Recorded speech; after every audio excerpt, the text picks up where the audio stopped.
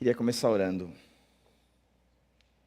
Deus abençoe esse tempo que a gente vai gastar em cima da Tua Palavra, que o Teu Espírito venha sobre nós, nos ajude a entendê-la e nos dê a força necessária para aplicá-la também, Pai. Obrigado por essa igreja que eu amo muito. Obrigado pelo Lisânias, pelo Clauber. Agradeço a Deus o privilégio de ser amigo deles e também poder estar aqui hoje, nessa manhã. E é em nome de Jesus que eu oro. Amém. Queria que você abrisse a sua Bíblia em Mateus 5 e eu vou ler 2 versículos, versos 11 e verso 12. Mateus 5, 11 e 12. Como eu tenho 40 minutos, eu vou ler enquanto você abre para eu poder ganhar o meu tempo. O texto diz assim: Bem-aventurados serão vocês quando por minha causa os insultarem, os perseguirem e levantarem todo tipo de calúnia contra vocês. Alegrem-se e regozijem-se, porque grande é a sua recompensa nos céus, pois da mesma forma perseguiram os profetas que viveram antes de você. Interessante ler esse texto, porque esse texto ele inaugura as mensagens de Jesus Cristo. Está contido num sermão que nós conhecemos como o Sermão do Monte, onde existem vários temas tratados por Jesus aos discípulos. Ele está no alto do monte, os discípulos sentam próximos dele, ele passa a ensinar aos discípulos, mas uma multidão rodeia ali Jesus, e enquanto ele ensina os discípulos, aquela multidão também tenta aprender com os ensinos do próprio Cristo. E ele começa apresentando a contracultura. Ele diz, o mundo está indo numa direção, mas vocês vão ter que ir numa outra direção. Aquele que quer me seguir não vai mais por esse caminho, aquele que quer me seguir vai por este caminho. E ele começa com um conceito de felicidade. Ele não explica o que felicidade é. Na verdade, a Bíblia não explica o que felicidade é, mesmo porque felicidade, amor, paz, alegria, não é um lugar aonde você vai chegar, segundo a Bíblia, mas é uma pessoa com quem você vai se relacionar. Deus é amor, Deus é alegria, Deus é a felicidade. Conforme eu me relaciono com Ele, eu conheço o que é alegria e eu conheço o que é felicidade, porque o amor, a felicidade e a alegria é uma pessoa. E aí ele diz, bem-aventurado é um conceito de que é uma palavra traduzida por feliz, e não é só o feliz num conceito simples, é feliz pra caramba, feliz de montão, feliz absurdamente feliz. E aí você vai, isso é o que eu mais quero na vida, é ser feliz, então eu vou procurar esse coaching que está dando lição de felicidade, e aí ele diz, felicidade serão vocês quando por minha causa os insultarem. Aí você fala, não vou mais, que raio de coaching é esse? Vem falar para mim que eu só vou ser feliz quando eu for insultado, for perseguido. Isso não faz sentido, isso não tem coerência, mas no cristianismo tem. Porque o próprio Cristo nos ensinou que feliz só pode ser aqueles que serão perseguidos e aqueles que forem insultados por causa do próprio Cristo. Então, quando nós olhamos para esse texto, nós percebemos que a vida cristã, que é o ensino que Jesus Cristo está nos trazendo, ele tem 3 características básicas. A primeira de todas é que a vida cristã tem sofrimento. Ela tem sofrimento. Bem-aventurados serão vocês quando por minha causa os insultarem, os perseguirem e levantarem todo tipo de calúnia contra vocês. Significa que eu e você temos que entender que a partir do momento que nós fazemos a opção por Cristo, o fazer a opção por Cristo é assumir uma vida de sofrimento. O próprio Cristo nos ensinou o seguinte: aquele que quer vir após mim, a si mesmo se negue, tome a sua cruz e então me siga. Significa que seguir a Cristo vai requisitar de mim o negar a mim mesmo, tomar a cruz, aí eu posso segui-lo. O tomar a cruz não é um conceito de realização pessoal, onde eu vou chegar num nirvana espiritual. Pelo contrário, o tomar a cruz significa entender que eu vou passar e viver momentos de dureza, de sacrifício, de que a vida é dura mesmo. Eu lembro que o meu filho mais novo, uma vez ele estava brincando na casa dos meus pais, e ele pulava na cama, e ele caiu e bateu a cabeça na quina da cama. E ao bater na cabeça, abriu a cabeça, aquela sangue rolando para tudo quanto é lado, eu e a Dani pegando uma toalha, tentando estancar o sangue, enquanto a gente pressionava, ele gritava: a vida é dura, a vida é dura, a vida é dura. Falei: Felipe, a vida é dura e a cabeça também, então presta atenção. Agora, o meu filho já profetizava algo que a gente tem que entender: a vida é dura, a vida é dura. E por que a vida é difícil? Recentemente no meu grupo pequeno, fizeram uma divisão no grupo pequeno para o encerramento do semestre. Viraram, uma falou assim: eu vou levar pipoca, a outra falou: eu vou levar paçoca. E aí falaram: a Dani vai levar o caldo verde.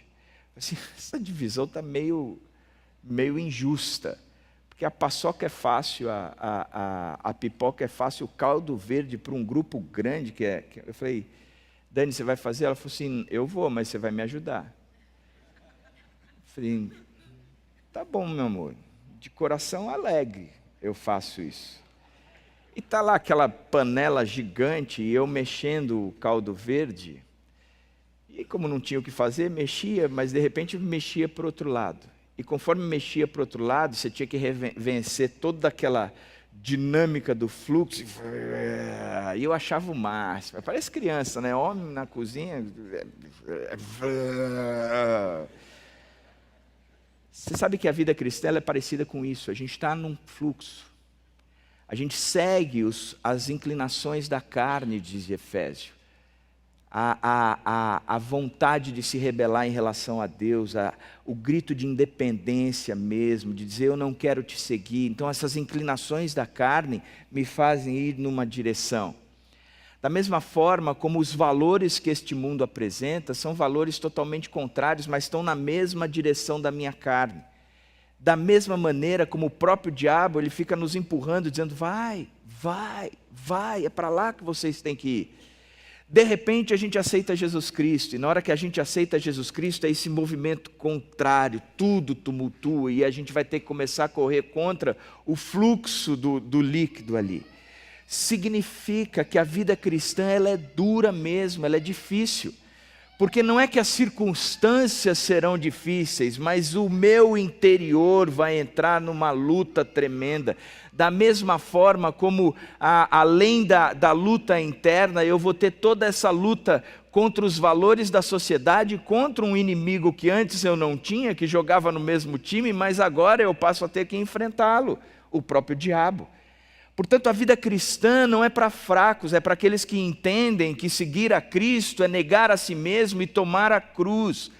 É saber que daqui para frente a gente vai passar por sofrimento, sim, que descanso mesmo só na eternidade com Jesus Cristo, mas até lá é luta sobre luta, dificuldade sobre dificuldade.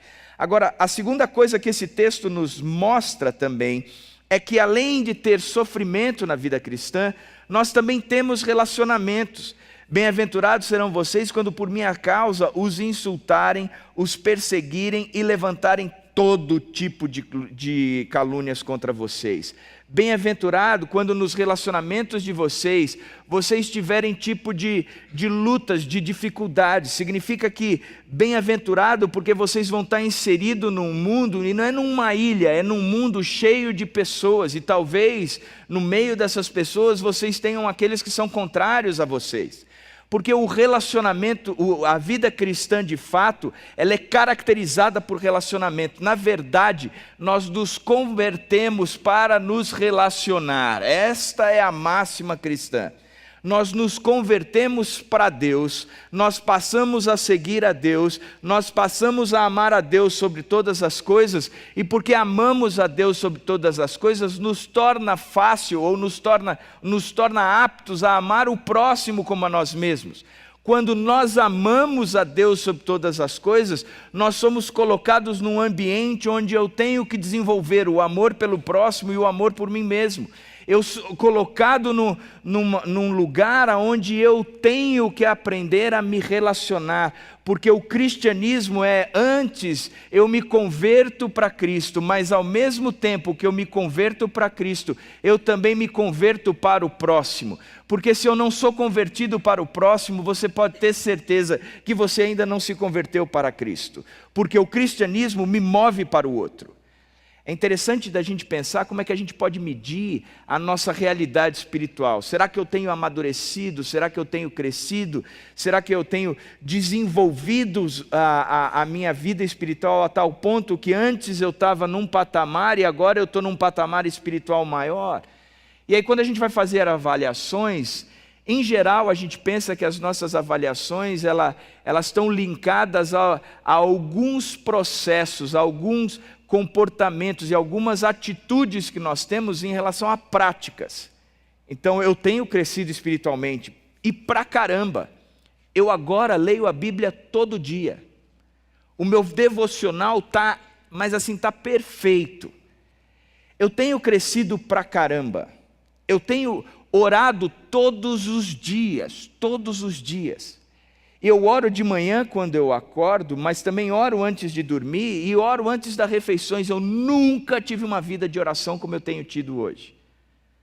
Eu tenho me convertido mesmo. Eu passei a ser um ofertante, um dizimista tão ferrenho que o Cláudio não precisa nem vir aqui na frente. Eu estou aí junto, Cláudio. O ar-condicionado eu dou. E a gente acha que o crescimento espiritual tem a ver com estes movimentos de leitura, de oração. A Bíblia diz, quanto mais eu amar a Deus, mais eu consigo amar o próximo como eu amo a mim mesmo.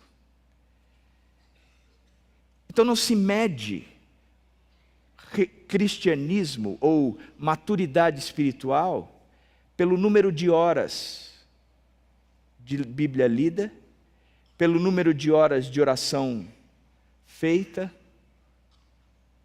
porque se essas horas não repercutirem numa transformação pessoal, que me converta para o próximo, a tal ponto de, pelo amor é que nós somos conhecidos, esquece, essa oração e essa leitura bíblica não está valendo de nada. Você precisa aprender a ler e a orar, a amar a Deus de fato, para que o seu coração também seja convertido para o próximo. Por isso, a vida cristã ela tem sofrimentos, mas a vida cristã ela tem relacionamentos. Ela é caracterizada por relacionamentos. Ela não é caracterizada por sofrimentos onde eu vou olhar a minha volta e as minhas circunstâncias e dizer, caramba, meu carro quebrou e Deus deveria me dar um carro novo.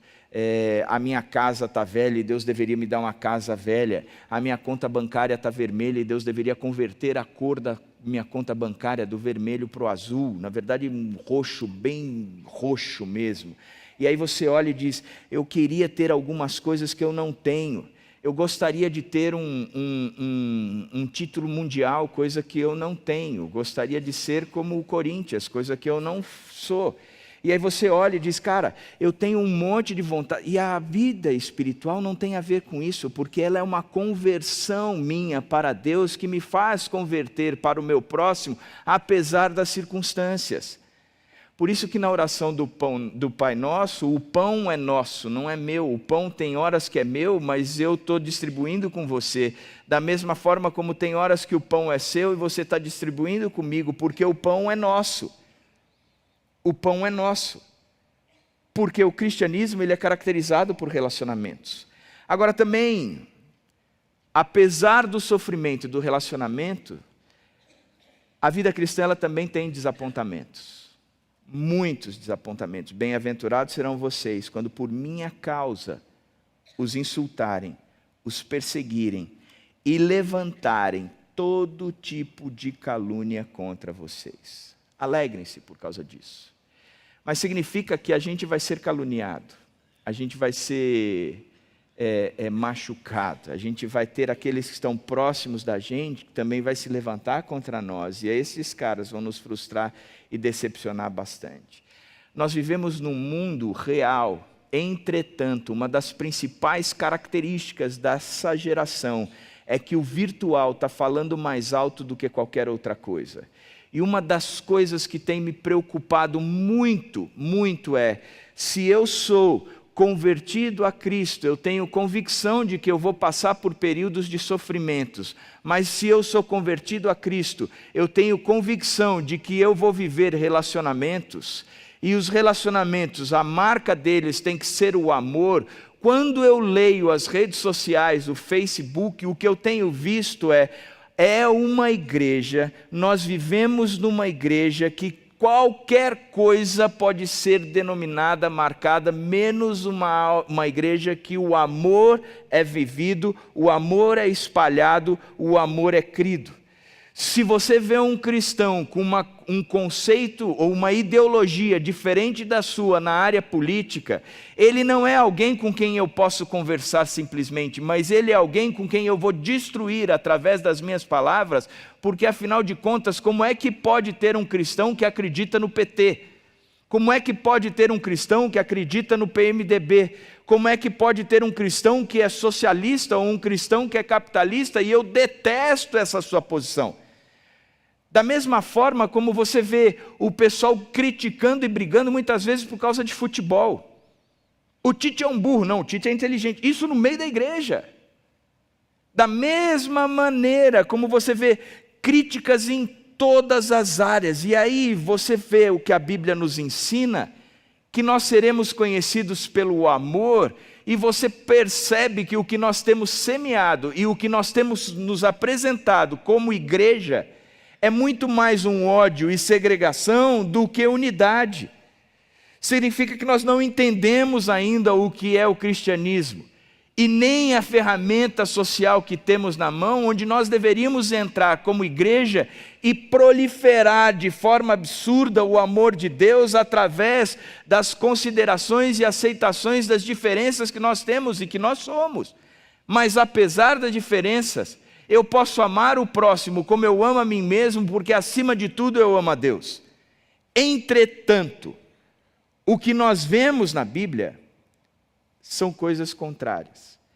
E é bacana, por exemplo, quando você lê o livro de Atos, porque os 3 primeiros livros de Atos, capítulos do livro de Atos, ele está trabalhando num conceito da construção da igreja e da inauguração da igreja como nós conhecemos igreja. E diz que era um negócio absurdo, 3.000 pessoas aceitavam o evangelho no dia, 5.000 homens num outro. Diz que a igreja ninguém passava necessidade. O que é que vocês estão precisando? De um ar-condicionado, de uma sala nova? Vem cá, vamos vender o que nós temos, não é o que está sobrando. Nós vamos vender o que nós temos e vamos suprir as necessidades uns dos outros. Nós vamos bancar a conta, nós vamos rachar essa conta. E eles todos os dias se reuniam em casa. Todos os dias eles partiam o pão, eles oravam, eles perseveravam nos ensinos, na doutrina dos apóstolos. Eram homens e mulheres de oração, viviam numa perseguição, num sofrimento, mas sabiam distribuir entre si o amor como ninguém, e eles eram conhecidos, por isso que diz que eles cresciam na simpatia do povo, e Deus lhes acrescentava diariamente aqueles que se tornariam cristãos. Bacana pensar dessa forma. Os 3 primeiros capítulos, brilhante. A partir do 4º a coisa começa a desandar. Diz que as viúvas de um determinado grupo começaram a brigar com os apóstolos, Pedro e João, porque elas achavam que a cesta básica das viúvas de um outro grupo era melhor. Elas diziam, olha, a cesta básica lá, o arroz é tio João. Aqui é tio Lisânias, não presta. Não presta. Vamos trocar a cesta básica. Nós não queremos esse negócio. Nós queremos aquela cesta básica. Depois, o pessoal vendo que dividiam entre si o que tinham, um casal chega e diz, vamos dar uma de espiritual? Vamos vender o terreno que a gente tem, a gente entrega parte do valor, mas a gente diz que é o valor inteiro.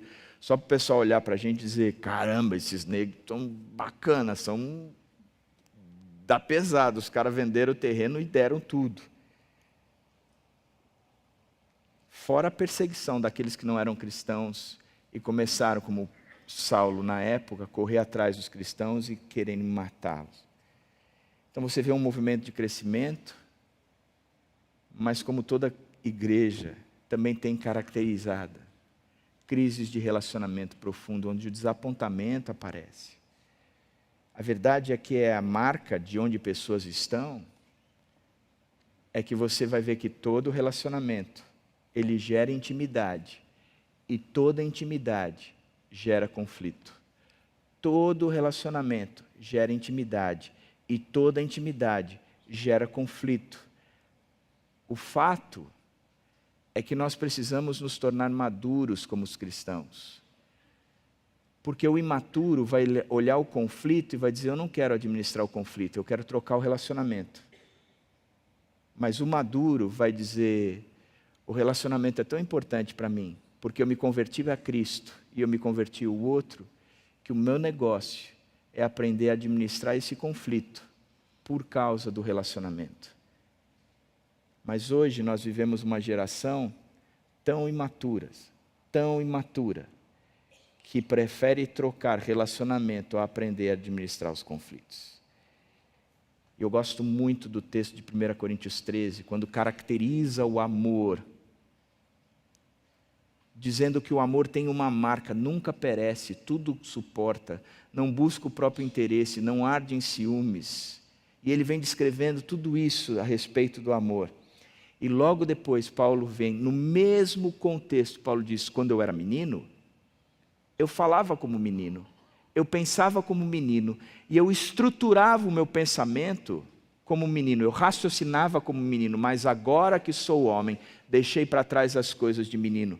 Por isso o que a Bíblia está dizendo é que o amor tem que ser maduro, o amor é para gente grande, o amor de gente grande, de gente madura, tudo suporta, tudo crê, não busca o próprio interesse, sabe olhar um conflito e administrar o conflito, para que o relacionamento se perpetue.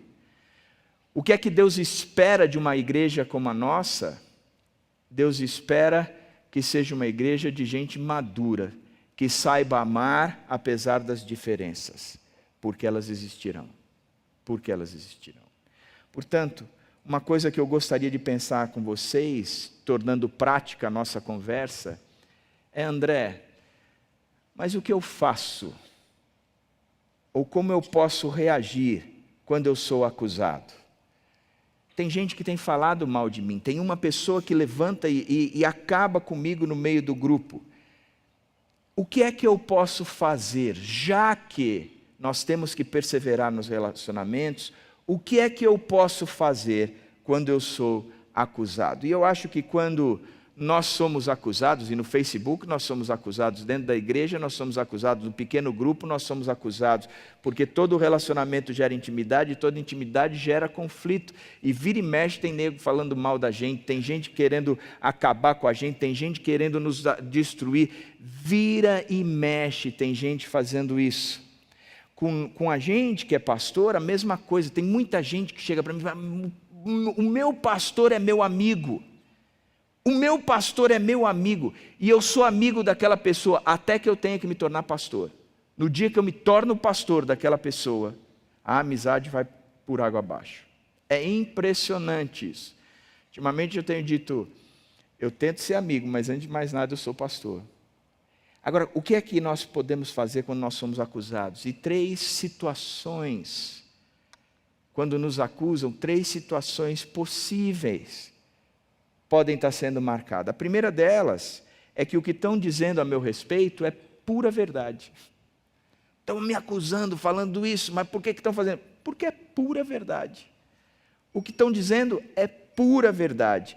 E se for pura verdade, o texto de 1 João 1, 8 a 10 diz o seguinte: se afirmamos que estamos sem pecado, enganamos a nós mesmos, e a verdade não está em nós. Se confessarmos os nossos pecados, Ele é fiel e justo para perdoar os nossos pecados e nos purificar de toda injustiça.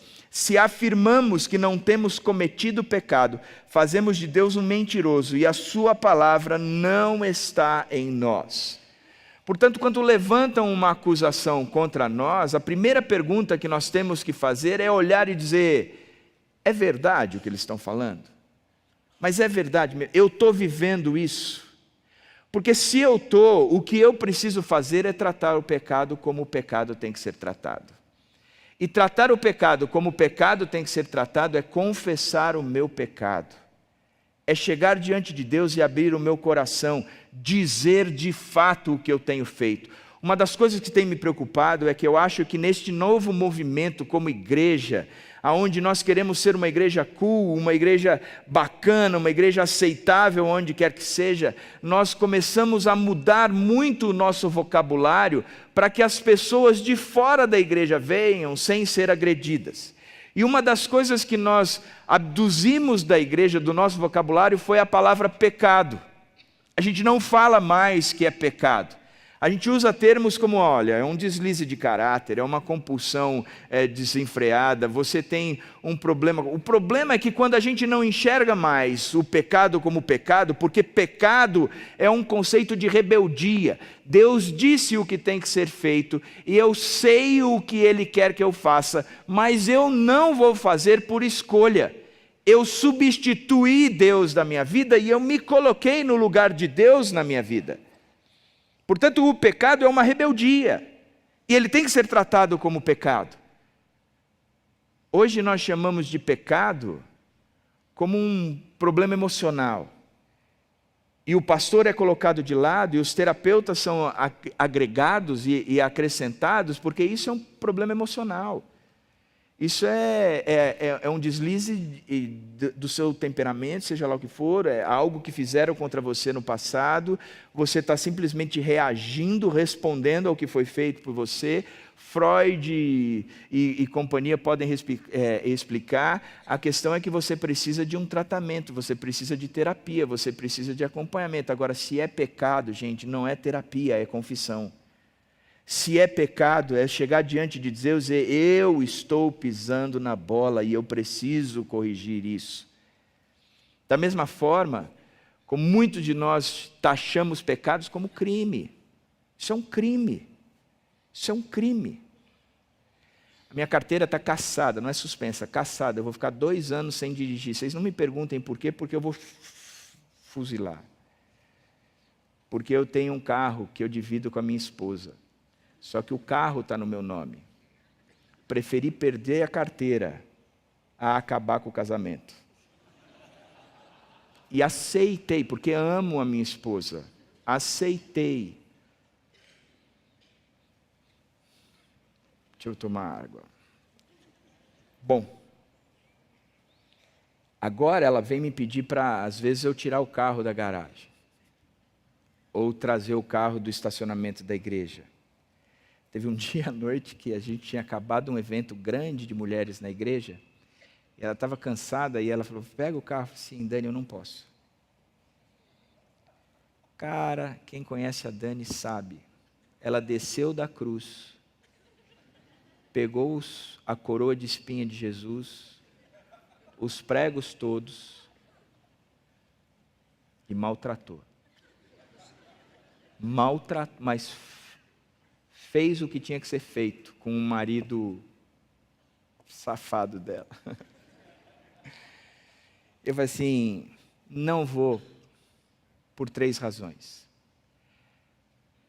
Primeiro, porque eu não tenho carteira mais, ela foi cassada. E porque eu não tenho carteira mais, eu nunca deixei meus filhos andarem de carro ou dirigirem carro antes dos 18 anos, porque eles não tinham carteira. Então eu preciso trabalhar na coerência. Segundo, porque hoje deixa de ser uma infração de trânsito e passa a ser um crime. E como crime eu vou responder por tal. Se eu tiver que bater num outro carro, se eu bater num outro carro e eu tiver que acionar o seguro, o que é que eu vou falar para o seguro? Que fui eu que estava dirigindo? O seguro ainda vem contra mim. Então isso é errado. Terceiro, porque existe uma lei, e a Bíblia me ensina que eu tenho que obedecer essa lei. o descumprir essa lei, antes de mais nada, é rebeldia para com Deus. Então eu quero manter desta forma a minha vida com Deus. Nunca mais ela me pediu para manobrar o carro. Porque para mim, eu não podia fazer isso. Porque era pecado. Era pecado. Porque pecado é coisa séria. Pecado me distancia de Deus. Pecado me torna rebelde em relação a Deus. Pecado me faz dizer para Deus que Ele não é o Deus necessário da minha vida. Eu preciso confessar o meu pecado. Eu preciso tratar o meu pecado como pecado. E eu preciso fugir do pecado. Portanto, se é verdade, eu preciso tratar dessa forma. A segunda coisa é que pode ser pura maldade. O que estão falando a meu respeito é pura maldade. Cara, não é verdade de forma nenhuma, André, mas o que eles estão dizendo é maldade. Eles querem me destruir. E o que eu tenho visto hoje, por exemplo, eu moro numa cidade pequena, onde eu tenho relacionamentos com políticos, e o que eu tenho percebido no meio da política, e na verdade no meio onde há pessoas, é que eu não tenho mais alguém que pensa contrário a mim somente. É quando o cara pensa contrário a mim, ele tem uma ideologia contrária à minha, ele quer agir de forma que não vai de acordo com os meus interesses. Quando ele se posiciona dessa maneira, eu não tenho alguém que pensa contrário a mim, eu tenho um inimigo e eu preciso destruí-lo. E o que eu percebo hoje em dia é que a vontade não é que você pare somente com isso, mas que você seja destruído, apagado, extirpado da face da terra. E você percebe isso no Facebook, que a pessoa que se coloca contrária à outra, ela é simplesmente destruída. Tem gente que traz o inbox a público só para mostrar o que a outra pessoa está falando. Poxa, mas se era inbox, se era algo entre vocês, por que vocês estão fazendo isso? Então a verdade é que é pura maldade que estão falando. Pois bem, se é pura maldade, como é que eu ajo? Primeiro, descanse em Deus. Texto de 2 Tessalonicenses 1, de 6 a 7 diz: é justo da parte de Deus retribuir com tribulação aos que lhe causam tribulação e dar alívio a vocês que estão sendo atribulados. Tenho certeza que você vai pegar esse texto, você vai escrever, você vai grudar na sua geladeira amanhã, no vidro no espelho do seu banheiro, dizer: Deus vai retribuir com tribulação os que me causam tribulação. Que Deus, amém. Senhor, eu reivindico essa promessa. Eu reivindico. Eu quero isso para mim. E talvez você vai colocar este versículo mais o nome das pessoas que você precisa lembrar a Deus de que Ele precisa cumprir a promessa falada. Pois bem, é fato. Mas o fato é que Ele está dizendo o seguinte: você não deve buscar para você a justiça, porque é justo da parte de Deus. É justo da parte de Deus se Ele quiser retribuir com tribulação aqueles que têm me causado tribulação. Entretanto, lembra que a frase começa dizendo: é justo da parte de Deus. Significa que da mesma forma que é justo para com o outro, também é justo para comigo. E pela graça de Deus, Deus é misericordioso. E o que eu tenho que dizer é: eu vou descansar no Senhor, Pai. Eu vou descansar no Senhor, porque o outro, quem vai agir, quem vai fazer, quem vai lidar, quem vai promover, quem vai cuidar, quem vai destruir, se for necessário, é o Senhor, mas não sou eu. E eu não vou desejar isso. O que eu vou desejar é que o Senhor esteja no controle, porque é justo o Senhor estar no controle e fazer o que o Senhor bem quer. Eu descanso em Deus. Eu descanso. E descansar significa que eu não vou ficar com a minha cabeça pensando: bem que podia se ferrar essa pessoa. E eu fico no Facebook só vendo se ela se ferrou. Furou o seu pneu, bem feito. Olha, você postou isso aí, teve 3 likes. Eu vou pôr até uma carinha de choro, só para sacanear. É justo da parte de Deus, então eu descanso. Eu entrego, eu descanso. Eu descanso. Segunda coisa é que além de descansar, eu tenho que apresentar os fatos. 1 Pedro 3, 14 e 16 diz: estejam sempre preparados para responder a qualquer pessoa que lhes pedir a razão da esperança que há em vocês. Contudo, façam isso com mansidão e respeito, conservando boa consciência, de forma que os que falam maldosamente contra o bom procedimento de vocês, porque estão em Cristo, fiquem envergonhados de suas calúnias. Eu sei dizer o porquê eu estou fazendo o que eu estou fazendo. Eu sei mostrar na Bíblia que este procedimento meu está embasado em algo que Deus espera de mim. Eu sei mostrar de fato que o que eu faço não é mera ideologia, mas é, antes de qualquer coisa, um procedimento tão pontuado e pautado na vontade de Deus, que quando eu mostrar para você, você pode chegar para mim e dizer: eu não acredito na palavra de Deus, mas você não tem como chegar e condenar o que eu faço, porque eu faço pontuado na palavra de Deus. O problema é que a gente conhece pouco a palavra de Deus, né? O problema é que a gente estuda pouco. O problema é que a gente se aprofunda muito pouco. O problema é que hoje em dia os pensadores, os filósofos têm falado muito mais para você e a você do que a Bíblia, o aprofundar na Bíblia e dizer: eu manejo bem a palavra de Deus e eu sei pontuar e pautar o porquê eu faço o que eu faço de acordo com a Bíblia. Eu tenho trabalhado muito no Celebrando a Recuperação lá em Vinhedo, porque uma das minhas preocupações com o Celebrando é que eles gostam muito de jargões. Primeiro, as primeiras coisas, que comece por mim, e uma série de frases nesse sentido, que eu tenho dito, são boas frases, mas a gente deveria mudar essas frases por versículos bíblicos, para que eu soubesse que o que eu estou fazendo é algo que a Bíblia diz, pautada na Bíblia, fundamentada na Bíblia, porque é o que vai me dar autoridade de fazer o que eu preciso fazer.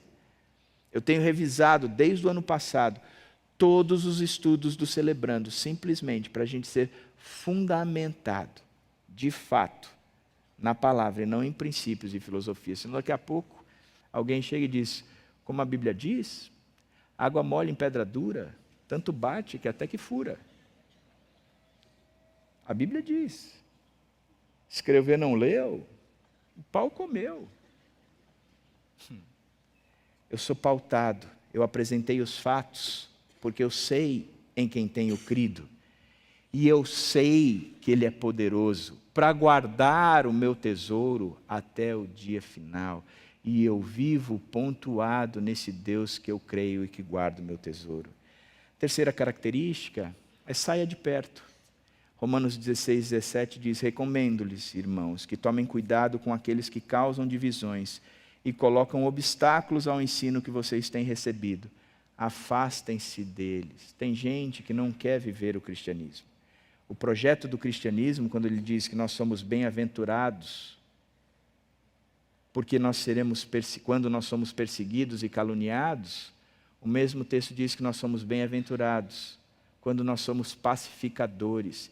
E ser pacificador é promover unidade e reconciliação. Unidade e reconciliação. Entretanto, tem pessoas que não querem promover isso. E quando essas pessoas não querem, a Bíblia diz que a gente já se afasta dela.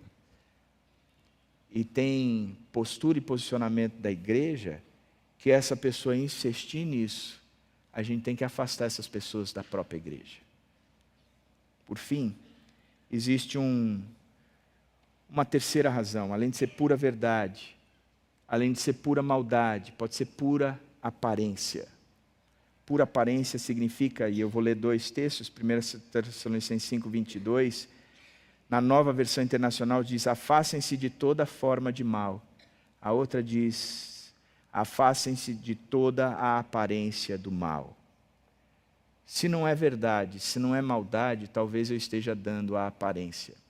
Eu lembro de uma vez, quando eu era pastor aqui ainda, um jovem me procurou dizendo, e um rapaz muito sério com Cristo, estudioso da palavra de Deus, comprometido pra caramba, ele estava vivendo com num determinado momento, longe da casa dos pais, mas sob a supervisão de uma pessoa que tinha trabalhado na casa dos pais e fazia a vez dos pais mesmo.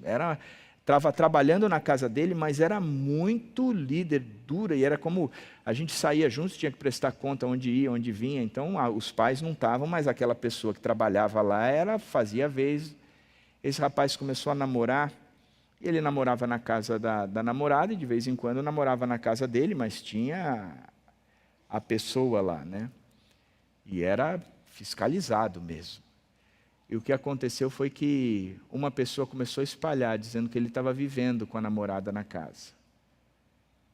Porque não tinha ninguém que morava lá, ficavam os dois e não sei o quê. Ele me procurou e falou assim: Dé, é mentira o que estão falando. Eu falei: então tá bom, então vamos pensar. É verdade? Não é. É maldade? É. Mas por que estão falando o quê? Porque você está dando a aparência. E você tem que parar com isso. Você tem que parar com isso. Corta com essa aparência. Corta com isso. Então você tem que refletir sobre por que estão falando o que estão falando. Estão falando porque é verdade? Estão falando porque é maldade?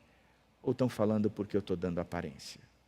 E termino com Romanos 12, 17 e 18, que diz o seguinte: não retribuam, 3 movimentos de Paulo, não retribuam a ninguém o mal por mal. Procurem fazer o que é correto aos olhos de todos e façam todo o possível para viver em paz com todos. Primeiro movimento, você não vai fazer mal com ninguém. Segundo movimento, você vai procurar fazer o que é correto diante de Deus. O que é correto diante de Deus. E o terceiro movimento é procurar manter e viver em paz com todos. Com todos. Com todos. Então eu não vou retribuir o mal de forma nenhuma. Eu vou procurar fazer tudo o que é correto aos olhos de todos. Aos olhos de todos. E eu vou fazer o possível para viver em paz. O possível para viver em paz com todos. O que depender de mim, eu vou ter paz com todos. Vira para a pessoa que está do seu lado agora e diga: eu aprendi, por isso eu não vou caluniar mais você. Pode falar. Pode falar. Vira para ela e diga o seguinte: eu aprendi e eu não vou falar mais mal de você. Que Deus abençoe ricamente a vida de vocês.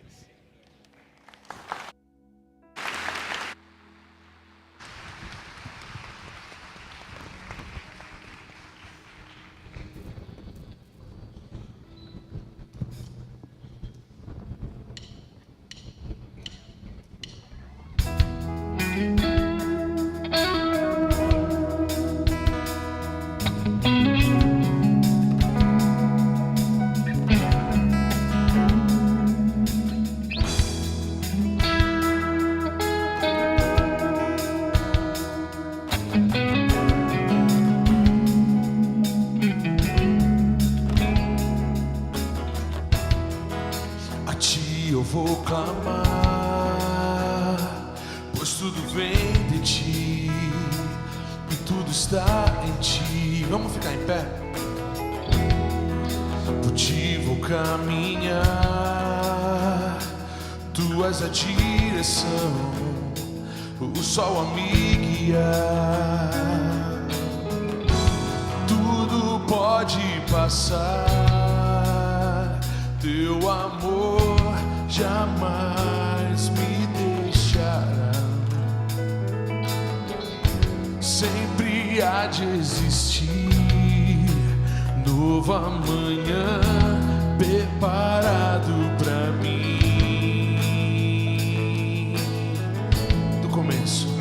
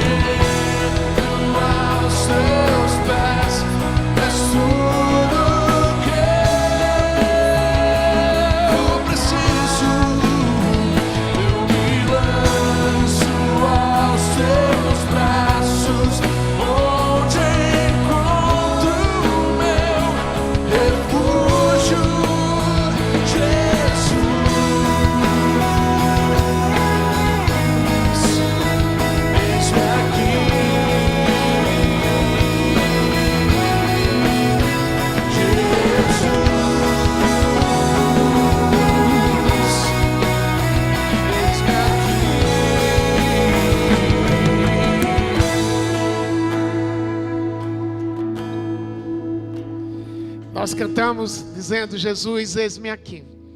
E eu tenho certeza, assim como foi comigo durante a mensagem, tenho certeza que Deus falou com você também. É o que queremos trabalhar esse mês. O que é que Deus quer nos dizer? O que é que Deus quer dizer para a nossa igreja? Mas quando falamos igreja, estamos perguntando o que Deus quer dizer para mim. E eu queria encorajar você. Aquilo que Deus falou para você nesta manhã. Em qualquer momento da mensagem, que você, agora quando formos orar, pudesse dizer para Deus: Deus, eis-me aqui. Se há alguma coisa que você precisa mudar, você dizer: Senhor, me dá coragem. Se há alguma coisa que você precisa confessar, você dizer: Senhor, está aqui, muda o meu comportamento. Lembrando que por você mesmo, por mim mesmo, eu não consigo. Mas se eu depender de Deus, Deus vai me capacitar. Por isso, baixe sua cabeça mais uma vez para esse tempo de oração. Eu queria dar para você um tempo de silêncio aqui. Aquilo que Deus falou com você nesta manhã, aquilo que Deus lhe lembrou, e você dizer: Senhor, eis-me aqui, eu quero agir como o Senhor me falou. Tome esse tempo para você dizer isso para Deus, à luz daquilo que Ele lhe falou nesta manhã.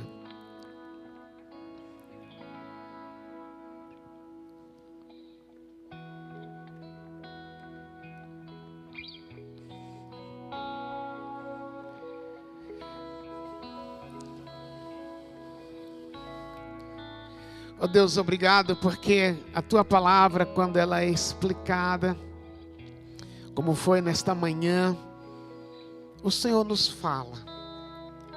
Obrigado por aquilo que o Senhor trouxe à minha mente, enquanto eu ouvia a mensagem. Obrigado por aquilo que o Senhor trouxe na mente, também de cada um. Mas nós queremos te pedir que aquilo que o Senhor falou conosco, a gente não perca. Quando saímos, atravessarmos aquela porta, quando entrarmos numa vida real, a gente não seja confundido, a gente não esqueça. Mas aquilo que o Senhor nos falou, venha calar fundo. E na tua dependência, a gente poder cumprir, realizar, fazer, porque a gente te ama. Mesmo que isso implique a gente ser perseguido, mesmo que isso implique a gente perder, mas o Senhor disse que a gente seria satisfeito, feliz, bem-aventurados, se assim fizéssemos. Então dá-nos a coragem de praticar, de não esquecer o que ouvimos e aquilo que o Senhor trouxe à nossa mente. De modo que esta semana se torne uma semana marcante em nós, por causa da tua resposta a essa oração. Por isso oramos dizendo também que a graça do Senhor Jesus Cristo, que nos alcançou, que nos salvou, que esta graça impere em nosso coração, que o teu amor de Deus, o amor de Deus nosso Pai, o Pai que nos ama, produz em nós este amor por ti, para fazer aquilo que o Senhor nos falou, e que o poder do Espírito Santo seja sobre nós, para a gente fazer o que o Senhor nos disse esta manhã. Oramos assim, em nome de Jesus. Amém. Deus abençoe vocês, uma boa semana. Não vá embora sem abraçar que está ao seu lado. E até domingo, se assim Deus quiser.